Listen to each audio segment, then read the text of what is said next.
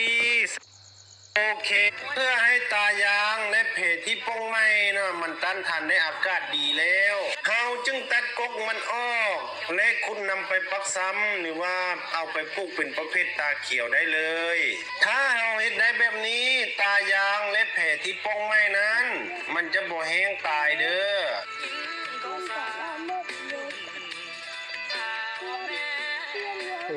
สำหรับท่านใด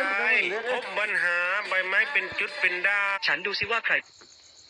ต่างใบกูดใบเหลืองเน่าต่างๆแม่นตายางเดโอเคจัดไป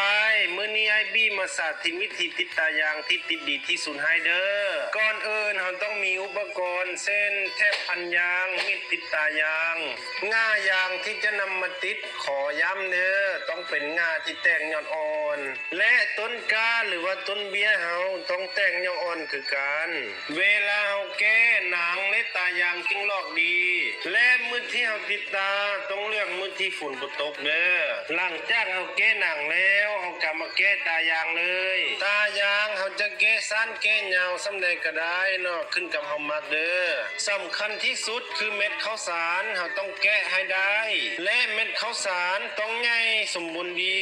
เวลาแตกหน่อออกเจ้าเนาะมันจึงแตกหน่อใหญ่ยาวงามดีเด้อหลังจากเฮาติดตาเรียบร้อยต้องใช้เวลา25-30มื้อจึงกลับมาแก้ผ้ายาง